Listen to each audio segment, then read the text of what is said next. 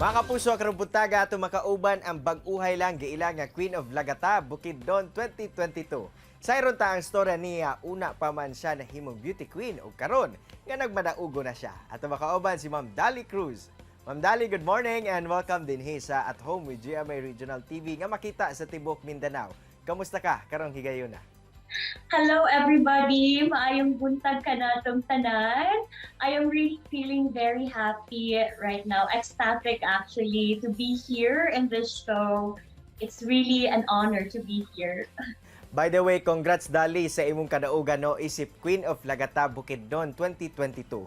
Karon, unsa bay nabati nimo nga ikaw gyud ang nagmadaugon? Nagsing-in na ba ang imuhang kadaugan? By the way, first of all, salamat kaayo sa pag-congratulate. Well, actually, wala pa gid siya nag-sink in sa ako up until now.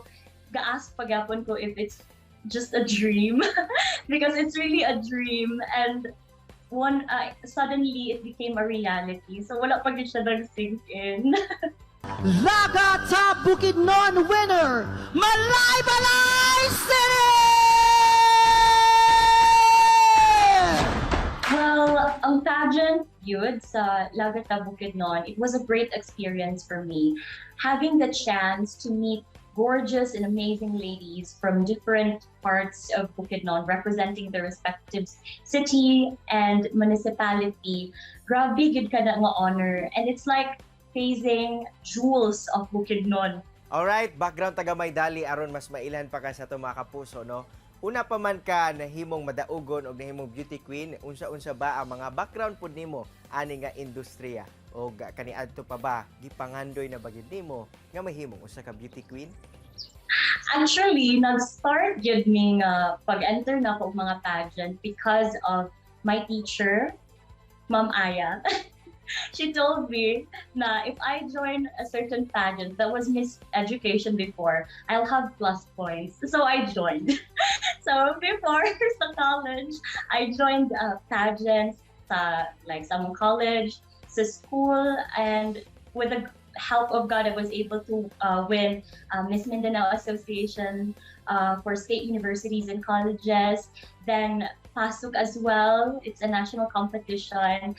And then right now, sa Laga Bukidnon at Miss Malay Balay. So nahimo na siya nga dream para sa ako. O nahimo na kini nga achievement para sa ako. Okay, it's like not only a representation of beauty, but it's also a way for me to tell people about my advocacy. That's why I really like and really enjoy joining pageants as well. So Dali, amo sang nahibal na usa ka law student. So paunsa ba nimo gina-manage ang imong time isip usa ka law student o karon usa na sab ka beauty queen? Yes, at the same time I'm a student. So ako yung keep track gid na ko ang mga priorities, ang mga engagement, and I always make sure nga i-prioritize gapon gid na ang pag-eskwela kay at the end of the day that education will remain with us forever. So ako ang gina-make sure nga ang pag-eskwela di na ako mabiyaan. O at the same time, ang engagements po, ang responsibility sa pageantry, dili pud na ako mabiyaan. So time management good, take note good ko sa ako ang mga engagement para wa ko malimtan. So that's it. Time management is the key gyud Dali. Sakto jud ka diha. Karon nga achieve na nimo no ang imuhang pangandoy nga mahimong usa ka beauty queen. Unsa-unsa pa ba ang mga angay atangan sa imuha? Achieve the gayud ang dream to become Laga sa Bukidnon. So after Ani is I'm in 4th year law school at the moment. So ang plan is to really focus sa akong pag-eskwela. Then maybe after graduation, hopefully this May, mag-focus na dito sa review for the bar exam. Hopefully this November.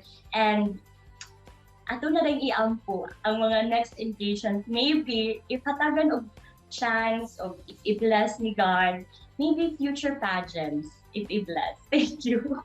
Tuod, Ma'am Dolly, di gud basta-basta ang imong nakab-ot isip usa ka beauty queen sa tibok probinsya sa Bukidnon. Karon alang sa itong mga kapuso, labi na sa mga buot sab, mahimong sama nimo. Unsa ba ang mga tips nga mahatag nimo ngadto kanila? Para sa mga kapuso nato o sa mga gusto nga mapariha ka na ako, well, beauty queen and at the same time a student and hopefully aspiring lawyer and a teacher, akong ma-advise lang yun is never lose hope. Maski nga unsa pa kalisod ang imong kakaagian karon, ayaw gyud kawala sa imong pagdasig. Kay if maningkamot ka sa imong mga gusto sa kinabuhi, if you always have a vision plus action, walay makapugong sa imuha sa pagkabot sa imuhang mga pangandoy sa kinabuhi. Maulang ka na. Daghang salamat, Queen of Laga, Bukidnon 2022, Miss Dolly Cruz, sa imong oras nga gihatag dinhi sa At Home with GMA Regional TV. Keep shining og amping kanunay. Thank you very much, sir. Thank you, GMA. Kini ang At Home with GMA Regional TV.